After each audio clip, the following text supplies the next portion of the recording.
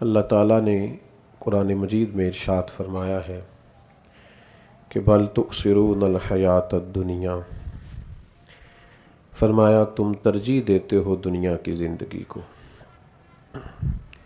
والآخرۃ خیر و ابقیٰ، آخرت تمہارے لیے بہتر بھی ہے اور ہمیشہ باقی رہنے والی بھی ہے۔ یہ جو لفظ ترجیح ہے یہ بڑا سمجھنے والا ہے کہ کوئی کس چیز کو ترجیح دیتا ہے۔ انسان کے پاس بیک وقت بہت ساری چیزیں اور بہت سارے کام کرنے کو ہوتے ہیں، لیکن جب وہ ان سارے کاموں میں سے کسی ایک کام کو چنتا ہے تو اس کا مطلب یہ ہوتا ہے کہ اس نے اس کو ترجیح دی ہے باقی کاموں پر۔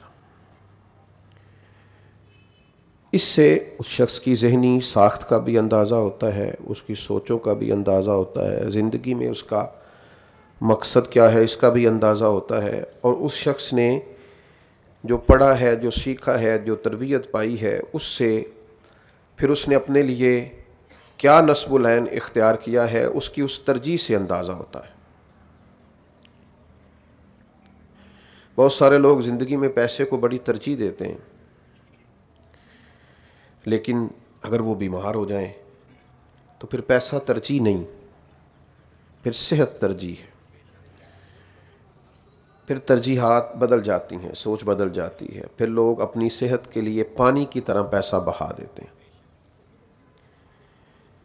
کچھ لوگ آرام کو، صحت کو، سکون کو بڑی ترجیح دیتے ہیں، لیکن اگر انہیں محسوس ہونا کہ میرے بچوں کو بہت ساری چیزوں کی ضرورت ہے اور میرے پاس اتنے وسائل نہیں ہیں، تو پھر ہم نے یہ دیکھا ہے کہ لوگوں کی ترجیح بدل جاتی ہے اور وہ سمجھتے ہیں کہ اس وقت مجھے آرام نہیں کرنا چاہیے، نیند پر خیال نہیں کرنا چاہیے، بچوں کا مستقبل دیکھنا چاہیے۔ کچھ لوگ ایسے ہوتے ہیں کہ مال میں سے، اقتدار میں سے انہیں دو چیزوں کو اختیار کرنا پڑتا ہے کہ مال، اقتدار چاہیے یا عزت چاہیے، تو لوگ پھر سارا کچھ قربان کرتے ہیں اور عزت کو بچا لیتے ہیں۔ پھر ہم نے یہ بھی دیکھا ہے کہ اگر بات ایمان کی آ جائے تو لوگ عزت اور جان بھی قربان کر دیتے ہیں پر ایمان بچا لیتے ہیں۔ تو یہ ترجیح ہے۔ زندگی میں ترجیح کیا ہے؟ ہماری سوسائٹی میں آج کل لوگوں کی کچھ ترجیحات بدل گئی ہیں، اس کو سمجھنے کی ضرورت ہے۔ سب سے پہلی بات یہ کہ اصل ترجیح ہوتا ہے، فرع ترجیح نہیں ہوتی۔ یہ جو فروعات ہوتی ہیں یہ ترجیح نہیں ہوتی، جو اصل ہے، جو بنیاد ہے، اس کو ترجیح دینا ضروری ہے۔ مثلا فرض نماز کو ترجیح دینا ضروری ہے، لیکن کچھ لوگ کیا کرتے ہیں، وہ محفل بڑے اہتمام سے کریں گے، ختم بڑے اہتمام سے دلائیں گے، مستحبات پر بڑی توجہ کریں گے۔ ان سے کہا جائے آپ نماز پڑھتے ہیں تو کہتے ہیں دعا کریں میں نمازی بھی ہو جاؤں۔ تو میرے عزیز، جو اصل ہے، جو بنیاد ہے، جس کے بغیر گزارا نہیں، آپ کو اس کو ترجیح دینی چاہیے تھی، آپ فروعات کو ترجیح دے رہے ہیں۔ آپ نے والدین کا ختم تو لاکھوں روپے لگا کر کے ختم تو دلا دیا ہے، لیکن آپ فرض نماز ادا ہی نہیں کرتے، واجبات کا آپ لحاظ ہی نہیں کرتے۔ تو جو اصل ہے جب تک اس کو ترجیح نہیں دی جائے گی، جو فرض ہے جب تک اس کو ترجیح نہیں دی جائے گی، تو آپ نفلی کام جتنے مرضی کرتے پھریں قابل قبول ہی نہیں ہے۔ بنیاد بڑی ضروری ہے، بنیاد، اس بنیاد کو سمجھنا بنیادی طور پر کام ہے۔ نبی کریم صلی اللہ تعالی علیہ وآلہ وسلم کی خدمت میں ایک بدو آیا، امام بہقی اس حدیث کو لائے ہیں، اور اس نے آ کے عرض کی یا رسول اللہ صلی اللہ تعالی علیہ وسلم، مجھے کوئی ایسا عمل بتائیں میں وہ عمل کروں اور جنت میں چلا جاؤں۔ جنت سب سے آخری نتیجہ ہے زندگی کا اور آخرت کا، تو اس نے آخری بات ہی پوچھ لی، موٹا ہی سوال کر دیا، بنیادی بات ہی پوچھ لی، یا رسول اللہ صلی اللہ علیہ وسلم ایسا عمل بتائیں میں کروں تو جنت میں چلا جاؤں۔ تو اللہ کے محبوب علیہ السلام نے فرمایا اللہ تعالیٰ کی عبادت کر، اس کے ساتھ کسی کو شریک نہ ٹھہرا، نماز ادا کر، فرض نماز ادا کر، رمضان کے روزے رکھ، زکوٰۃ تیرے اوپر فرض ہو تو اسے ادا کر۔ یہ فرائض صرف اللہ کے محبوب صلی اللہ تعالی علیہ وسلم نے اسے بتائے، صرف فرائض۔ تو وہ کہنے لگا یا رسول اللہ صلی اللہ علیہ وسلم، مجھے اللہ کی عزت کی قسم نہ اس میں کمی کروں گا نہ اس میں کوئی اضافہ کروں گا۔ وہ کہہ کے چلا گیا تو حضور نے کیا فرمایا؟ فرمایا کسی نے جنتی کو دیکھنا ہو تو اس کی زیارت کر لو، اس لیے کہ اس نے اصول، اس نے بنیاد پر توجہ کی ہے، اصل پر توجہ کی ہے۔ آپ خوب اصالہ ثواب کریں، خوب محافل کریں، لیکن جو اصل ہے پہلے اس پر تو توجہ کریں، جو بنیاد ہے پہلے اس پر تو غور کریں۔ اسی طریقے سے پھر فرائض میں بھی ہم نے دیکھنا ہے کہ کچھ چیزیں فرض کفایہ ہیں، کچھ فرض عین ہیں۔ بعض لوگوں کی فرض کفایہ پر بڑی توجہ ہوتی ہے اور فرض عین کی طرف ان کا گمان نہیں ہوتا۔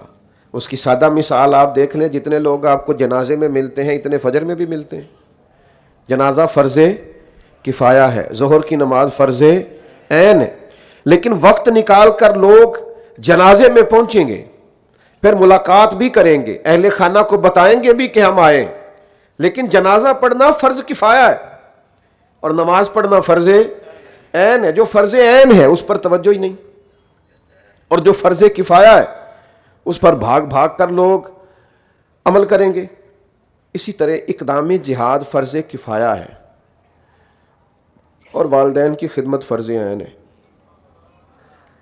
کچھ لوگ مجاہدوں کی تختیاں تو لگا لیتے ہیں اور گلیوں کے نام تو اپنے نام پر رکھنے کے شوقین ہو جاتے ہیں، لیکن ماں باپ کی خدمت کرنے کو تیار نہیں ہوتے۔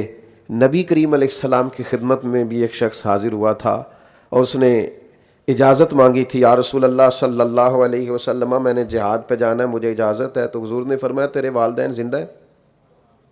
بلے شاہ سمانی اڈدیاں پھڑنا ہے، تیرے والدین زندہ ہیں؟ یا رسول اللہ صلی اللہ تعالی علیہ وسلم زندہ ہیں؟ تو محبوب نے فرمایا ان کے پاس رہ، ان کے قدموں کے نیچے جنت ہے۔ مصنف عبد الرزاق میں یہ روایت موجود ہے، فرمایا ان کے پاس رہو، ان کے قدموں کے نیچے، ان کے قدموں کے پاس تمہاری جنت موجود ہے۔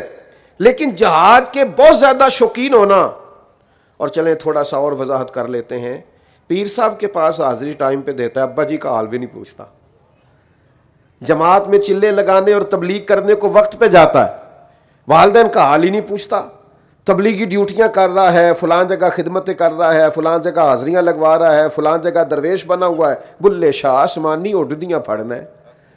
جیڑا گھر بیٹھا انہوں پھڑیا ہی نہیں۔ ترجیح کس چیز کو دینی ہے اس کو سمجھے۔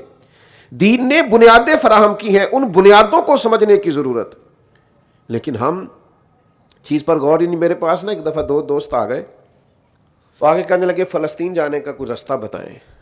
تو آپ کو پتہ ہے جذبات اللہ کے فضل سے سب کے ہیں ان مسلمانوں کے لیے، لیکن جانے کا کوئی رستہ موجود نہیں ہے۔ آپ کے تو پاسپورٹ پہ لکھا ہے سوائے اسرائیل کے ہر ملک کے لیے اس پر ویزا لگ سکتا ہے، کیسے جائیں گے آپ؟ ممکن نہیں۔ تو مجھے کہنے لگے جی، میں نے کہا بھی مجھے تو کوئی رستہ نہیں آتا، آپ کسی اور سے پوچھیں۔ تو کہنے لگے اسی تے ان سارے بال روندے چھڑ آئے، اسی فلسطین چلے ہیں۔ وہ تو پیچھے تک آئے، بیوی رو رہی تھی، بچے رو رہے تھے، تو ہم نے کہا نہیں ہم نے جانا ہے، تو اب تو بڑی بےزتی ہے واپس جائیں۔ تو میں نے کہا آپ کس مقصد کے لیے جانا چاہتے تھے؟ شان بنانے کے لیے؟ عزت بیزتی مثلا کس کے سامنے؟ اگر اللہ کے سامنے ہے تو پھر تو آپ کا نکلنا قبول ہے، نیت کر کے نکل آئے۔ لیکن اگر ہمارا یہ معیار بن جائے، ہمیں پتہ ہی نہیں ترجیح کس چیز کو کہتے ہیں، اپنے حساب سے چیزوں کو طے کرتے ہیں، اپنے حساب سے۔ اور کچھ لوگوں کا خیال ہوتا ہے مولوی تو بزدل ہے، یہ جا ہی نہیں رہا، فلانا آدمی تو پیچھے رہ گیا، اس کو یہ کرنا چاہیے تھا، اس کو۔ ہمیں بھی بڑے لوگ مشورہ دیتے ہیں جناب یہ کر دیں، فلاں کر دیں، نکل آئیں۔ تو میں کہتا ہوں چلو تھوڑا بہت کتاب و سنت ہم نے بھی پڑھا ہے، شاید جو بات آپ ہمیں سمجھانا چاہ رہے ہیں کچھ نہ کچھ کی سمجھ ہم بھی رکھتے ہوں۔ تو آپ جو ترجیح ہمیں بتا رہے ہیں ہو سکتا ہے یہ اس وقت ترجیح نہ ہو، ترجیحات کچھ اور ہوں۔ نعرہ تکبیر لگانا بڑا کمال ہے، پر پہلے کو حضرت عمر جیسا پیدا تو کر لینا چاہیے۔ حضرت عمر آئے تو نعرے لگ گئے، لیکن یہ کہ پہلے عمر تو آئے۔ تو ہم یہ کرتے ہیں کہ ہم کہتے ہیں نہیں بھائی یہ میری سمجھ میں آ رہا ہے لہذا آپ نکلیں۔ تو بعض اوقات ترجیح کچھ اور ہوتی ہے، اور ہمارا دین بڑا واضح ہے، بڑا فطرت کے قریب ہے، بڑا حسین ہے، زندگی سمجھا دیتا ہے، جینے کے سلیقے آتے ہیں۔ انسان کسی طرح بھی اپنی شخصیت پر، اپنی روح اور اپنے دل پر کوئی بوجھ محسوس نہیں کرتا۔ نبی کریم علیہ السلام کی بارگاہ میں شخص آیا ہے، یہ سنن ابو داؤد شریف میں موجود ہے۔ حضرت عمر بن عاص رضی اللہ تعالیٰ عنہ فرماتے میں بیٹھا ہوا تھا سرکار کی بارگاہ میں، اور اس نے آ کے عرض کی کہ میں آپ کے دست مبارک پر یا رسول اللہ صلی اللہ علیہ وسلم، میں آپ کے دست مبارک پر ہجرت کی بیعت کرنے آیا ہوں کہ میں وطن چھوڑ دوں گا، دین کے لیے ہجرت کروں گا۔ یا رسول اللہ صلی اللہ علیہ وسلم، میں بیعت کرنے آیا ہوں اور والدین کو روتا چھوڑ کے آیا ہوں، تو حضور اتنی بڑی قربانی دے کے آیا ہوں میں، تو مجھے بیعت فرمائیے۔ اللہ کے محبوب صلی اللہ تعالی علیہ وسلم نے فرمایا واپس چلا جا، اور جیسے تو نے انہیں رلایا ہے نا ویسے جا کے انہیں ہنسا بھی، اس لیے کہ تیری ترجیح بیعت ہے ہجرت پر، اور اللہ کے رسول تجھے یہ ترجیح دے رہے ہیں کہ تو والدین کی خوشی میں خوش رہے، ان کی رضا کا خیال کر، ان پر توجہ دے، اپنے گھر کے معاملات کو سمجھ، غور کر۔ تو ترجیح دیکھیں دین ہمیں کیا سکھاتا ہے۔ ہم کچھ فروعات میں الجھ گئے ہیں، کچھ نوافل میں الجھ گئے ہیں، بعض لوگ ایسے ہیں جو بعض ایسی چیزوں میں الجھ گئے۔ آپ کو پتہ ہے میں پچھلے سال میں کچھ عرصہ میری صحت ٹھیک نہیں تھی، میں کچھ علیل تھا، تو ڈاکٹر نے مجھے پابند کر دیا کہ آپ کوئی سفر نہ کریں۔ میں کچھ دنوں کے لیے، کچھ مہینوں کے لیے سفر نہیں کر سکا۔ تو کچھ دوست نا بڑے ماشاءاللہ سے وہ بزرگ قسم کے ہوتے ہیں، ولی اللہ، درویش، صوفی، وہ کہتے تسی غوث پاک دا نام لے کے آجو، اللہ کرم کرے گا۔ تو میں نے کہا ڈاکٹر نے منع کیا، کہ ڈاکٹروں کی پتہ ہوگی۔ تو وہ چاہتے تھے کہ پیر صاحب نہ روحانی پرواز کرن، یہ کتنے ڈاکٹروں دے پیچھے لگ گئے ہیں۔ یہ عجیب و غریب فلسفہ ہے بعض دوستوں کا۔ تو بھائی دین تو ہمیں یہ سمجھاتا ہے۔ نبی کریم علیہ السلام کی بارگاہ میں ایک شخص نے عرض کی حضور میرے پاس اونٹ ہے، تو کیا میں اس اونٹ کو کھلا چھوڑ دوں اللہ کے بھروسے پر؟ حضور نے فرمایا نہیں، پہلے اس کو باندھ پھر اللہ پہ بھروسہ کر، جو اسباب ہیں وہ اختیار کر، جو ضرورت ہے اس کا لحاظ کر۔ میں اللہ پہ بھروسے پہ فلاں کام کر دوں، بھئی آپ سارے اسباب کریں پھر اللہ پہ بھروسہ کریں، سارے اسباب ہوں بھی تو کام تب ہی ہوتا ہے جب اللہ چاہتا ہے۔ تو ہمارا جو ذہن سازی ہے دین کے تعلق سے وہ بڑی ضروری ہے۔ بعض کام ایسے ہوتے ہیں جو زیادہ ضروری ہوتے ہیں۔ ہاں کسی جگہ آپ نفل چھوڑ دیں، کسی جگہ آپ عبادت چھوڑ دیں، کسی جگہ آپ نفلی روزہ چھوڑ دیں، وہاں کچھ اور ترجیح بنا لیں۔ دین آپ کو وہاں ایک اور عالی شان کام بتاتا ہے جو نفلی روزے سے، نفلی نماز سے، نفلی صدقے سے افضل ہے، اور خود نبی کریم علیہ السلام نے فرمایا۔ اور یہ دیکھیں حضور توجہ کیسے دلاتے ہیں، فرمایا تمہیں وہ عمل نہ بتاؤں جو نفلی نماز سے بھی افضل ہے، نفلی روزے سے بھی افضل ہے، صدقے سے بھی افضل ہے؟ یا رسول اللہ بتائیے، فرمایا دو روٹھے ہوئے میں صلح کرا دو، اللہ ان سارے نفلی کاموں سے زیادہ ثواب عطا کر دے۔ جو دو جھگڑے ہوئے ہیں، جو آپس میں لڑ پڑے، جن میں شکر رنجی ہو گئی، تم ان دو دلوں کو قریب کر دو، ان دو مسلمانوں کو ملا دو۔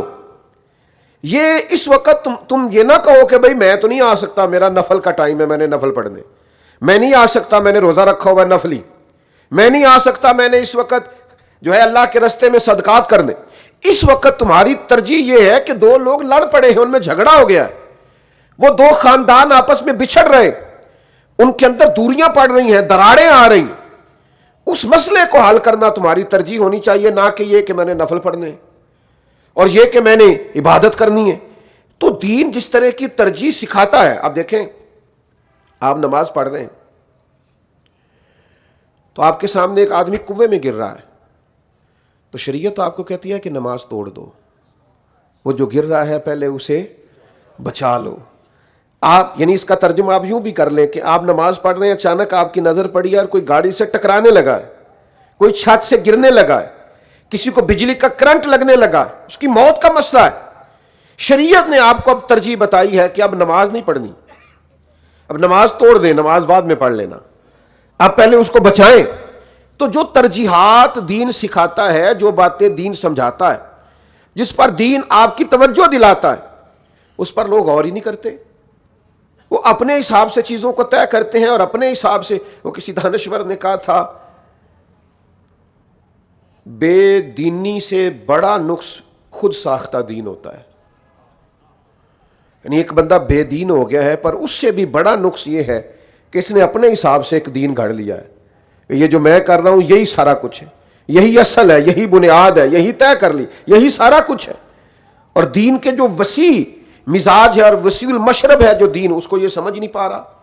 تو حقیقت دین کو قرآن مجید کا آپ مطالعہ کریں دوسرے پارے کا، تو قریش مکہ کہا کرتے تھے کہ ہم آب زمزم کنویں سے نکال کے حاجیوں کو پلاتے ہیں، مسجد الحرام کی ہم خدمت کرتے ہیں، کوئی ضروری ہے کہ ہم کلمہ بھی پڑھیں؟ اتنا بڑا تو ہم کام کرتے ہیں، اللہ کے گھر کی دیکھ بھال ہماری ذمہ داری ہے، اب ہم مسلمان بھی ہوں کلمہ بھی پڑھیں. اللہ تعالیٰ نے ان لوگوں کی مذمت بیان فرمائی، فرمایا کیا تم نے حاجیوں کو پانی پلانا اور کعبے کی خدمت کرنا اس کے برابر سمجھ لیا ہے کہ اللہ پر ایمان لایا جائے اور اس کے رسول کی غلامی کی جائے؟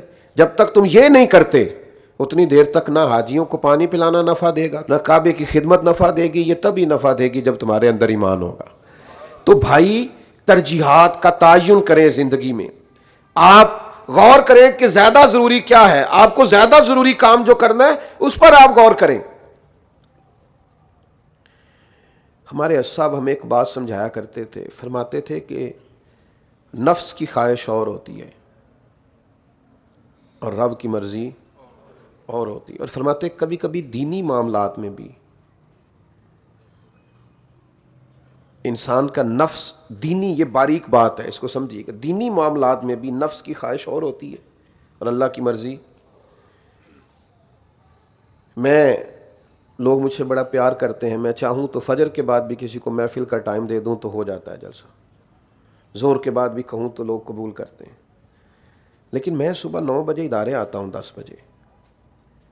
ایک یہ کہ ہزاروں کا مجمع میرے سامنے بیٹھتا ہے اور میں ان سے گفتگو کروں، اور ایک یہ کہ ایک بچے کی بات سنوں جو کہتا ہے مجھے استاد نے جھڑکا ہے. ایک استاد کی بات سنوں جو مجھے کہتا ہے کہ جناب وہ مجھے فلانا مسئلہ ہے، میں نے 4 چھٹیاں کی تھی، اب میرے ساتھ یہ مسائل ہو رہے ہیں. میں یہ دیکھوں کہ آج صبح بچوں کا ناشتہ وقت پہ نہیں آیا، دوپہر کا کھانا ٹائم پہ کیوں نہیں پکا، یا میں یہ دیکھوں کہ یہاں تعمیراتی کام کیوں نہیں ہو رہے. تو بہت سارے لوگ یہ سر درد نہیں لیتے، وہ سوسائٹیوں میں چلے گئے. ہمارے بعد بھی کئی آئے میدانوں میں، انہوں نے بڑی سوسائٹی میں گھر بنایا، کہا لوگ پریشان کرتے. اپنی اپنی ترجیح ہے. رات کو بڑے مجمع میں نعرے لگوا کے آپ آئیں، بہت بڑی خدمت لے کے آئیں، بہت بڑی آپ کر کے آئیں، لیکن چھوٹے چھوٹے کاموں میں آپ، لیکن اس کا مجھے فائدہ، دین کا فائدہ نظر آیا. 8 10 15 لوگ مجھے ایسے یعنی پورے درخت بنے تیار ہوئے ملے کہ میرا ڈھیر سارا کام وہ سنبھالنے بھی لگ گئے. تو آنے والے وقت میں مجھے محسوس ہوتا ہے کہ بہت سارے لوگ ایسے ہوں گے کہ جن کے لیے میں کہوں گا کہ تیری ذات میں وہ رنگ بھرے ہیں میں نے کہ لوگ دیکھیں گے تجھے پر پہچانیں گے مجھے. تو آپ کی ترجیح ہے نا، آپ کی ترجیح کیا ہے؟ آپ بڑا بڑا نام ہوتا ہے پر اس کے بعد پیچھے کوئی چیز نہیں. لیکن یہ کہ آپ کچھ رجال کار تیار کرنا چاہتے ہیں، کچھ باقاعدہ، یہ کام مشکل ہے. یہ اس کی نسبت دوسرا کام شان و شوکت والا ہے، صبح کہیں دوپہر کہیں، اور اللہ کا فضل ہے، نعرے بھی لگتے ہیں، پروٹوکول بھی ملتا ہے، پھول بھی گرتے ہیں، رنگ برنگے کھانے، سب کچھ ہو سکتا ہے.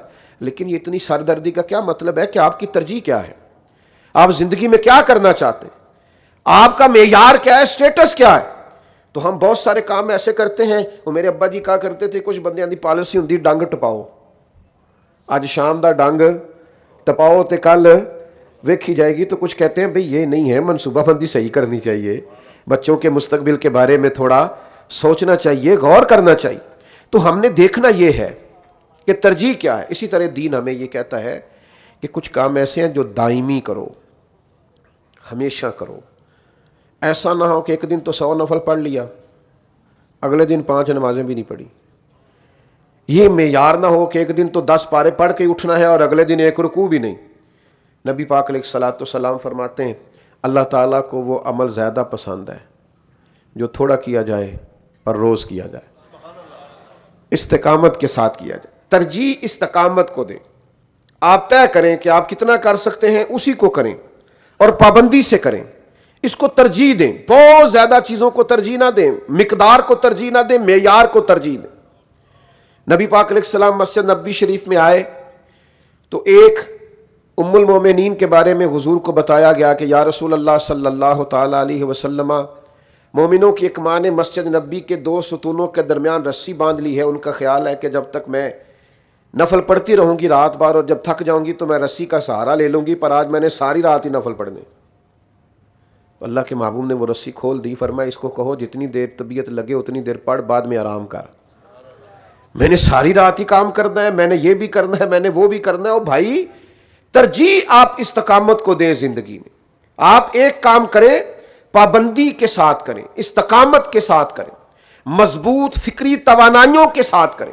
ہم نے دیکھا ہے زندگی میں لوگوں کی ترجیحات روح دین سے مطابقت نہیں کرتی، دین کا جو مزاج ہے، شریعت کی جو روح ہے اس کے ساتھ مطابقت نہیں کرتی لوگوں کی ترجیحات۔ لوگوں کی اور کچھ ترجیحات ہیں، اور کچھ پالیسیز ہیں، لوگ کچھ اور کرنا چاہتے ہیں، اپنے حساب سے چیزوں کو لوگ ترتیب دیتے ہیں اور اسی کو دین سمجھتے ہیں اور اسی پر عمل کرتے ہیں، ان کا اپنا ایک رویہ ہے، اسی حساب سے وہ چلتے ہیں۔ تو بھائی دین کے مزاج کو سمجھیں گے اور دین کے مزاج کے مطابق آپ آگے بڑھیں گے۔ پھر اسی طرح سے شریعت اسلامیہ کہتی ہے کہ آپ کو جب حقوق ادا کرنے ہوں گے تو آپ کو ترجیح حقوق العباد کو دینی ہے۔ آپ نے یہ دیکھنا ہے کہ میرے ذمہ بندوں کا کوئی حق باقی نہ رہ جائے۔ ہمارے ذمہ اللہ نے حقوق رکھے ہوتے ہیں، ماں باپ کے، پڑوسیوں کے، بہن بھائیوں کے، بیوی بچوں کے، شاگردوں کے، مریدوں کے، استادوں کے، مشائخ کے، اللہ نے رکھے ہوتے ہیں۔ لیکن ہم نے سمجھ لیا سارے حق موبائل کے ہی ہیں بس، اور کوئی حق ہی نہیں۔ کیوں جی؟ تو اسی پر ہی ساری توجہ زندگی میں لگا دیتے ہیں۔ بھائی ہمارے ذمہ اللہ نے حقوق رکھے ہیں، ایک ایک کر کے ان سارے حقوق کو ادا کریں، ذمہ داریوں کا احساس کریں۔ آپ یہ دیکھیں کہاں انسان کا ایمان، کہاں اس کا پڑوسی۔ لیکن نبی پاک علیہ السلام نے فرمایا جس نے پیٹ بھر کے کھانا کھایا اور پڑوسی بھوکا سویا رہا میں اسے مومن ہی نہیں مانتا۔ کہاں کوئی شخص کا کسی کا بیمار ہونا، اور کہاں اس پر اللہ تعالیٰ کی رضا اور رب کریم کا حکم آنا۔ ان لفظوں پر غور کریں، شاید اس انداز کے دوسرے لفظ کسی حدیث میں موجود نہ ہو۔ نبی پاک علیہ الصلوۃ والسلام فرماتے ہیں قیامت والے دن رب فرمائے گا کہ مجھے کھانے کی ضرورت تھی تو نے کھانا نہیں پہنچایا، مجھے پینے کی حاجت تھی تو نے پانی نہیں پہنچایا، میں بیمار تھا تو میری تیمارداری کو نہیں آیا۔ او کما قال نبی صلی اللہ تعالی۔ بندہ عرض کرے گا مالک تو کھانے سے بے نیاز، پینے سے بے نیاز، پہننے سے بے نیاز، بیمار ہونے سے بے نیاز، ذرا اتنی بڑی بھی حقوق العباد کی کوئی نزاکت ہو سکتی ہے؟ کہ حضور فرماتے ہیں رب فرمائے گا وہ جو تیرے پڑوس میں بندہ بیمار تھا، اور تیرے قریب جو بندہ بھوکا تھا، اور تیرے قریب جو بندہ پیاسا تھا، اور تیرے قریب جو بندہ لباس سے دور تھا، تو نے اس کی طرف توجہ ہی نہیں کی، تو نے غور ہی نہیں کیا، بندہ تو میرا ہی تھا۔ تو رب کہتا ہے میں بیمار تھا تو تیمارداری کرنے نہیں آیا۔ ہم اس معاملے میں باریک ہوتے ہی نہیں، چیزوں کو سمجھتے نہیں کہ حقوق العباد کا مسئلہ کس قدر زیادہ نازک ہے، اس پر بہت زیادہ لاپرواہی کی جاتی ہے، بہت زیادہ۔ لیکن یاد رکھنا کسی بزرگ کے مزار پر ایک چادر بھی کافی ہوتی ہے، اس سے زیادہ بہتر یہ ہے کہ آپ کچھ غریبوں کو نیا لباس لے کے دے دیں اور ان بزرگوں کو اصال ثواب کر دیں۔ آپ عرس کے لیے دیکھیں تھوڑی کم پکا لیں۔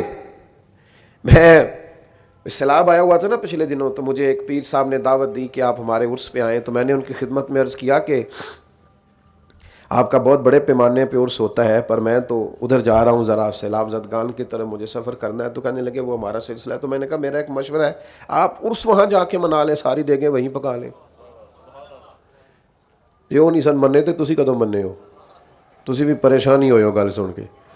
اور میں نے کہا کہ بھائی وہاں جا کے عرس کر لو، کوئی حرج ہے، لیکن ترجیح ہو نا، غریب تو تب ہے نا، یہ ترجیح نہیں ہے ہمارا، یہ معیار ہی نہیں ہے۔ حقوق العباد کا مسئلہ نازک ہے، اس کی نزاکت کو سمجھنے کی ضرورت ہے۔ یہ انداز دیکھیے نبی پاک علیہ الصلوۃ والسلام کا بات کرنے کا، حضور فرمانے لگے سبحان اللہ، خود سرکار فرماتے ہیں سبحان اللہ، قرض کے متعلق کتنی سختی کی گئی ہے۔ اللہ کے حبیب فرمانے لگے اس ذات کی قسم جس کے قبضے میں میری جان ہے، اگر ایک آدمی راہ خدا میں شہید ہو، پھر زندہ کیا جائے، پھر شہید ہو، پھر زندہ کیا جائے، پھر شہید ہو، پھر زندہ کیا جائے راہ خدا میں، حضور کہہ رہے ہیں راہ خدا میں، یعنی واقعتاً وہ راہ خدا میں ہے، پر شہید ہوا، پھر زندہ ہوا، پھر شہید ہوا، پھر زندہ، 3 دفعہ فرمایا۔ لیکن اللہ کے محبوب فرماتے ہیں اتنی دیر جنت میں نہیں جائے گا جتنی دیر اپنا قرض ادا نہیں کر لیتا۔ وہ کسی کا حق اس کے ذمے ہے، جب تک وہ حق ادا نہیں کرتا اتنی دیر تک وہ 3 بار بھی شہید ہو جائے تو اللہ کی بارگاہ میں اس کے لیے اس کا مقام جنت نہیں ہے۔ حقوق کا معاملہ اس کو سمجھنے کی ضرورت ہے۔ لیکن ہم نمازی بھی بعض اوقات بڑے اچھے ہوتے ہیں، حاجی بھی بعض اوقات بڑے اچھے ہوتے ہیں، درویش اور صوفی بھی بڑے اچھے ہوتے ہیں، معاملہ فہم اور مدبر بھی بڑے اچھے ہوتے ہیں، لیکن بہت سارے مواقع پر ہم یہ دیکھتے ہیں کہ ہم حقوق العباد کے معاملے میں مضبوط نہیں ہوتے، ہماری ترجیح نہیں ہوتی، ہماری توجہ نہیں ہوتی۔ حضرت عبداللہ ابن عباس رضی اللہ تعالیٰ عنہ نبی کریم صلی اللہ تعالیٰ علیہ وسلم کی مسجد شریف میں اعتکاف میں بیٹھے ہوئے تھے۔ پہلے تو اعتکاف کی بڑی شان ہے، اور پھر حضور کے مدینے کا اعتکاف، اور پھر مسجد نبوی شریف کا اعتکاف۔ حضرت عبداللہ ابن عباس مسجد نبوی میں اعتکاف میں بیٹھے تھے تو ایک آدمی آ کے نا مسجد میں ایک کونے میں بیٹھ گیا اور تھوڑا پریشان ہے وہ۔ تو جناب عبداللہ ابن عباس رضی اللہ تعالیٰ عنہ خود اٹھ کے اس کے پاس گئے اور کہا بھائی کیا بات ہے، پریشان محسوس ہوتے ہو؟ تو اس نے کہا کہ میں نے کچھ لوگوں کا قرض دینا ہے اور آج کا وعدہ ہے، وہ مجھے بڑا پریشان کر رہے ہیں، میرے پاس وسائل نہیں ہوئے، اسباب نہیں پیدا ہوئے، میں وہ قرض دینے کی پوزیشن میں نہیں ہوں۔ اور یہ مقروض جو ہوتا ہے یہ قیدی ہوتا ہے بیچارہ، تڑپ رہا ہوتا ہے پورے طور پر، میں پریشان ہوں، آزمائش میں ہوں، تو میں اس لیے یہاں آ کے بیٹھ گیا ہوں کہ اللہ کے گھر میں حاضر ہوتا ہوں نبی پاک کے روضہ نور پر۔ حضرت عبداللہ ابن عباس میں بتا چکا ہوں آپ کو کہ اعتکاف میں تھے، فرمانے لگے میرے جانے سے کوئی فائدہ ہوتا ہے؟ کہنے لگا حضور بڑا فائدہ ہوگا اگر آپ میری سفارش کر دیں۔ 1 منٹ نہیں لگایا، مسجد سے نکلے اور جوتے پہننے لگے تو شخص کہنے لگا حضور رکیے گا رکیے گا رکیے گا، شاید آپ کو یاد نہیں رہا، آپ اعتکاف میں تھے۔ فرمایا مجھے یاد ہے، لیکن مسئلہ حقوق العباد کا ہے نا، اللہ کے بندے کے ساتھ تعاون کا مسئلہ ہے، مجھے یاد ہے۔ تو حضرت یاد کے باوجود اعتکاف توڑ رہے ہیں۔ تھوڑی دیر کے لیے خاموش ہوئے جناب عبداللہ ابن عباس رضی اللہ تعالیٰ عنہ، پھر ان کی آنکھوں میں آنسو آئے اور پھر وہ ارشاد فرمانے لگے کہ ابھی زیادہ وقت نہیں گزرا، اس مزار والے محبوب صلی اللہ تعالیٰ علیہ وسلم سے میں نے خود سنا ہے۔ حضور فرمانے لگے اگر کوئی اپنے مسلمان بھائی کی کوئی مشکل آسان کر دے، اس کی کسی پیچیدگی کو دور کر دے، اللہ کے محبوب فرماتے اللہ اسے 10 اعتکاف کا ثواب عطا فرمائے گا۔ تو فرمایا میری ترجیح بدل گئی ہے، اب 1 کا ثواب لوں کہ 10 کا لوں؟ تو میں نے سوچا ہے یہی ہے ذوق عبادت کی انتہا ساگر، غم حیات کے ماروں کا احترام کرو، احترام کرو، غم حیات کے ماروں کا احترام کرو۔ تو میرے بھائی ترجیحات کا تعین کریں، پہلے کرنے والا کام جو ہے اسے پہلے کریں، جو فرض ہے اسے پہلے ادا کریں، جو حقوق العباد کا مسئلہ ہے اس پر پہلے توجہ کریں، جو ہماری ذمہ داری ہے اسے پہلے سے اس پر غور کریں۔ آپ نفل کی طرف اس کے بعد بڑھیں گے، فرع کی طرف اس کے بعد جائیں گے، فروعات کا معاملہ بعد کا ہوگا، لیکن اصل اور روح پر آپ توجہ پہلے کریں گے۔ جب تک آپ فرائض ادا نہیں کرتے نوافل کی قبولیت نہیں ہوتی۔ نوافل کی قبولیت کے لیے شرط یہ ہے کہ آپ سب سے پہلے فرائض کی طرف توجہ کریں۔